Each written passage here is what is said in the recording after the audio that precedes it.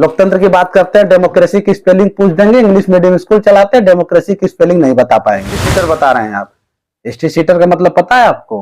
ST seater किसे बनाया जाता है? मेरी रोई, जितने मेरे नौजवान रोए, वीडियो देख लीजिएगा, वो भी बाम लगाए थे। माँ मेरे लिए रोई है, वो माँ मेरे लिए चली है, क्या एक माँ बेटी के लिए रो देगी तो वो घड़ियालू आंसू हो जाएगा? इस बार महिलाएं चुनाव लड़ रही, जंगीपुर की माता चुनाव लड़ रही है, और जब घर की औरतें निकल करके अमरजीत के लिए चुनाव लड़ रही है तो सोचिए कि आने वाला रिजल्ट कैसा है। परिचय बताइए।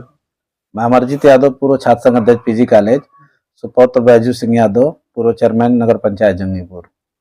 अभी आप बनारस में हैं, क्या स्थिति है कि आप बनारस से रहे हैं और बनारस में कब से हैं आप? देखिए, जिला बदर की नोटिस जब से हमको मिली, ये जिला बदर की नोटिस हमको मिली 26 तारीख को सुबह, 25 को जिला बदर की नोटिस, उस पर डेट था 26 तारीख को सुबह मैंने रिसीव किया दोपहर में, और दोपहर में मैंने जिला बदर की नोटिस को रिसीव कर करके अपने लोगों में जो है कि अपना मुलाकात कर करके मैं 2 बजे जिला छोड़ दिया था, और जिला छोड़ करके मैं बनारस चला आया था। जंगीपुर नगर पंचायत से आपकी माता जी चुनाव लड़ रही हैं, चेयरमैन पद के प्रत्याशी जी, और आप यहाँ हैं, क्या देख रहे हैं? देखिए, इस दुख के घड़ी में मैं क्या कहूँ, मैंने जो है कि अपने नगर पंचायत को लगातार 5 सालों से जो है कि, उससे पहले मैं चुनाव लड़ा, दूसरे नंबर पे मैं था। पिछली बार भी माता जी मेरे चुनाव लड़े थे महिला सीट को, जैसे दूसरे नंबर पे थी।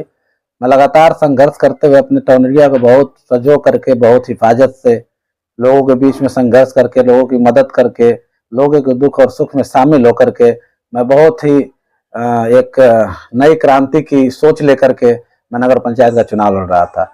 और जनता ने मुझे इतना प्यार दे दिया था, इतना प्यार दे दिया था, नौजवानों ने इतना उत्साह दे दिया था, इतना जोश भर दिया था कि हमारे विपक्षी प्रत्याशी को ये लगने लगा कि इसके रहते हुए हमारा कल्याण नहीं होने वाला है, संकट मंडराने लगा। इस वजह से जो है कि उन्होंने जो है कि लास्ट में आते आते जब देखा कि लड़ाई मेरी अमरजीत से हो गई है, उन्हें महसूस हुआ। उसके बाद जो है कि ये जब से भाजपा ज्वाइन किए, ज्वाइन करने के बाद सत्ता के दम पर इन्होंने जो है कि लग करके, और हमारा चुनाव से नामांकन में भी मैं था, नामांकन के बाद मैंने सभा भी एक किया।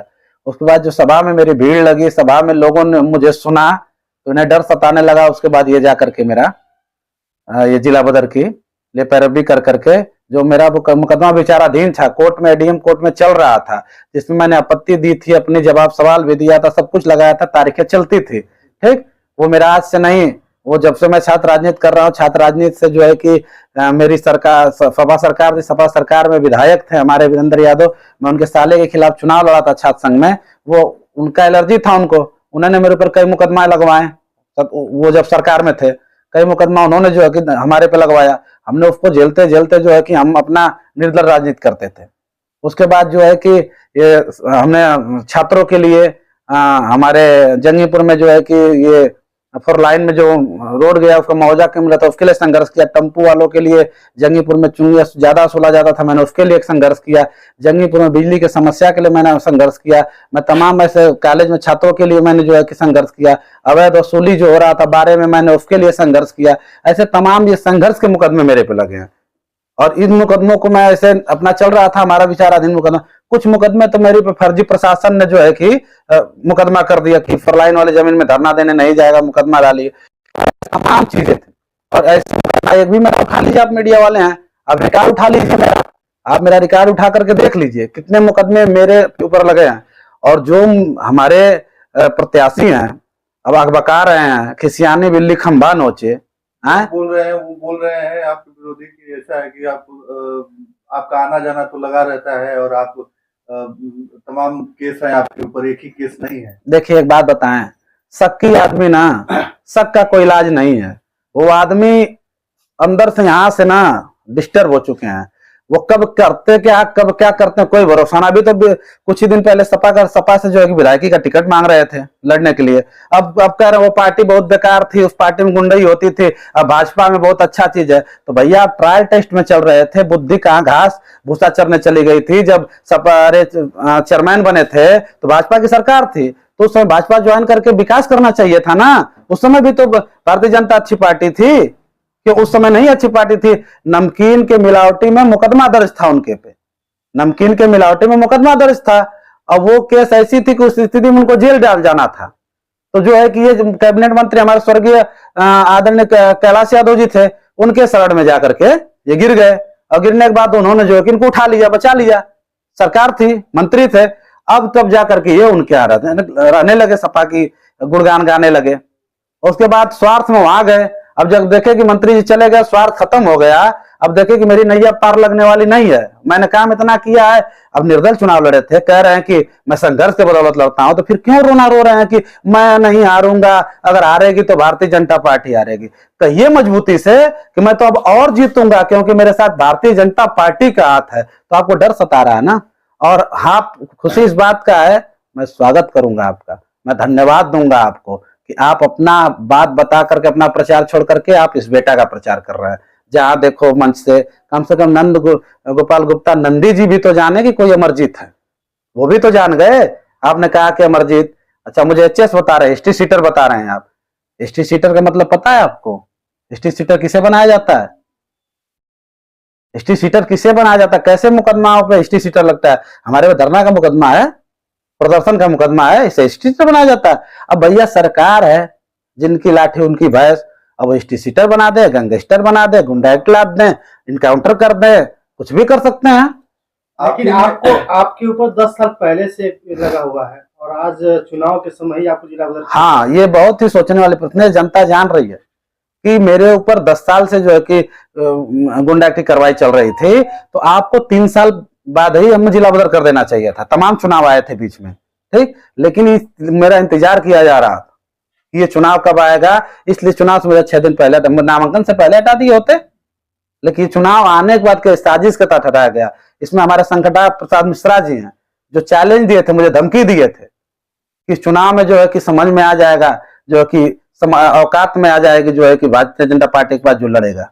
मुझे तो बैठ जाना चाहिए था डर के मारे, लेकिन मैं तो हौसला बना के लड़ रहा हूं अपने माताओं के भरोसे, अपने नौजवानों पर। और आप जंगीपुर में देख रहे होंगे, जो आप बता रहे हैं वो कि घड़ियालू आंसू रो रहे हैं बम लगा के, क्या बताएं। आप नगर पंचायत के चेयरमैन रह गए, सम्मानित आदमी है, गार्जियन आप हैं, किसी माँ के साथ भावनाओं के साथ आप खिलवाड़ कर रहे हैं। मैं पूछना चाहता हूं आपसे, क्या जितनी माताएं मेरी रोई, जितने मेरे नौजवान रोए, वीडियो देख लीजिएगा, वो भी बम लगाए थे। दुख हमसे ज्यादा नहीं है, लेकिन दुख कह नहीं रहा, दुख सहने की और कष्ट सहने की आदत है, छात्र संघ के कोख से निकला हूं। भावना कभी कभी आ जाता है, कुछ देर के लिए आप भी एक बार साथ लगेगा कि जिला बदर हो गए, तो आपके भी आंख से आंसू आ जाए, क्योंकि हमने सहयोग कर रखा था। बात बताइए कि आप इधर हैं और आपकी माता जी वोट मांग रही हैं, और सभी लोग बार बार आपको दोषी करार देते हुए लगातार आरोप लगा रहे हैं कि ऐसे हैं वैसे हैं। क्या लग रहा है कि आपकी राजनीति कैसी होगी इस बार? देखिए, एक चीज बात बताए, आरोप लगाना लाजमी है भाई, विपक्ष है तो आरोप लगाएगा। एक चीज मैं पूछना चाहता हूँ, वो जिस सरकार की बात कर रहे हैं, जिस पार्टी से टिकट लिए हैं, क्या उस पार्टी का मुखिया के ऊपर मुकदमा नहीं है? क्या उस पार्टी के मुखिया ने जो है कि अपने लिए नहीं रोया है, सदन में नहीं रोया है? क्या वो साफ है, मुकदमा उनके ऊपर नहीं है? क्या जितने विधायक हैं किसी पार्टी में हो, इनके पार्टी में भी हैं और पार्टी में, क्या किसी विधायक के ऊपर मुकदमा नहीं है? अरे जब चुप रहोगे, लड़ोगे नहीं, घर में रहोगे, तो मुकदमा कैसे लिखा जाएगा? और वो जिसके कोई विरोधी नहीं है और जिनके भी मुकदमा नहीं है, वो ऐसे जगहों पे भी शांत रहे होंगे जिस जगह पे सत्य बोलना बहुत जरूरी रहा होगा, शांत रहे हैं। हम भी घर में बैठे होते, हम भी अपने परिवार में रहे होते, हम भी धरना पे नहीं गए होते, डायरी में समस्या लिख के पॉकेट में रख लिए होते, मेरे पे भी मुकदमा नहीं लगता। ये जंगीपुर की भोली भाली जनता जानती है, अगर मैं अपराधी हूं तो मेरे साथ माँ क्यों चल रही है, मेरे साथ नौजवान क्यों चल रहे हैं, मेरे सभाओं में इतनी भीड़ क्यों हो रही है? होना ही नहीं चाहिए। मेरी माँ की आखिरी इच्छा है, नहीं तो मेरी माँ मर जाए, क्या वोट नहीं मांगे हैं? क्या शपथ ग्रहण में लोगों ने कसम नहीं खाया कि माँ की कसम खा रहा हूं, 1 रुपया खाऊंगा ना खाने दूंगा? क्या यह सत्य हुआ?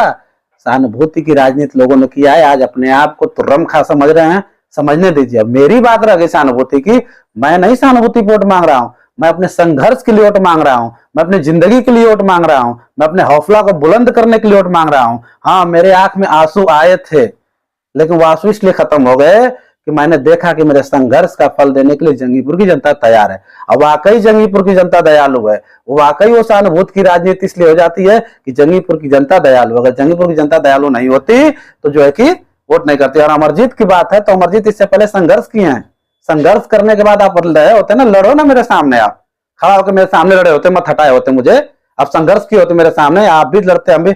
और मेरे न रहने के बाद भी तो आप कुछ नहीं कर पाए। मेरे समर्थकों को देखिए कि अमरजीत ने ये सहानुभूति के लिए समर्थक तैयार है। जो समर्थक अमरजीत बन रहा है अपने आप को, मैंने देखा है मीडिया के माध्यम से, लोग आप लोगों को बताया कि मैं अमरजीत हूं, मैं खुशी बहुत हूं। उसी दिन तो मेरे आंसू बंद हो गए कि अभी भी अमरजीत के लोग हैं। अमरजीत ने जो 5 साल संघर्ष किया वो जया नहीं गया है, वो है जो जिसने मैंने माता की मदद की थी रात में 12 बजे जा करके, वो माँ मेरे लिए रोई है, वो माँ मेरे लिए चली है। क्या एक माँ बेटी के लिए रो देगी तो वो घड़ियालू आंसू हो जाएगा? आपकी बेटी बीमार होगी, आपके आंसू आंख से आंसू नहीं आएगा? आज जिसके बेटा को 6 महीना के लिए जिला बदर कर दिया गया, वो नहीं आंसू? 5 बार मैं जेल गया हूं। लालजी चाचा जवाब दे देंगे? बड़ी ऊंची ऊंची बात करते हैं, लोकतंत्र की बात करते हैं, डेमोक्रेसी की स्पेलिंग पूछ देंगे। इंग्लिश मीडियम स्कूल चलाते हैं, डेमोक्रेसी की स्पेलिंग नहीं बता पाएंगे। जो राजनीति कर रहे हैं लोग ना, डेमोक्रेसी की बात करते हैं, वो उनसे पूछिएगा डेमोक्रेसी की इंग्लिश में स्पेलिंग क्या होती है, इंग्लिश मीडियम स्कूल चलाते हैं, नहीं बता पाएंगे। और 11 वार्ड के लोगों को संतुष्ट नहीं कर पाए। अभी प्रोग्राम था ना नंदी जी का, कितनी भीड़ थी, कितने लोग को संतुष्ट किए थे, सभाओं में कितनी भीड़ हो रही है, आप नहीं देख रहे हैं क्या? नगर पंचायत के वर्तमान चेयरमैन थे ना, क्या आपने किया है? क्यों लोग आपसे नाराज हैं? क्यों आपके साथ जाने से लोग कतरा रहे हैं? परिणाम आएगा, परिणाम आएगा। स्पष्ट रूप से कह रहा हूं कि लड़ाई जंगीपुर की जनता लड़ रही है, जंगीपुर का नौजवान लड़ रहा है, जंगीपुर की मेरी माँ लड़ाई। सबसे बड़ी बात इस बार है, कभी जंगीपुर की माता कभी किसी के लिए नहीं रोई, लेकिन जंगीपुर की इस बार महिलाएं चुनाव लड़ रही, जंगीपुर की माता चुनाव लड़ रही हैं।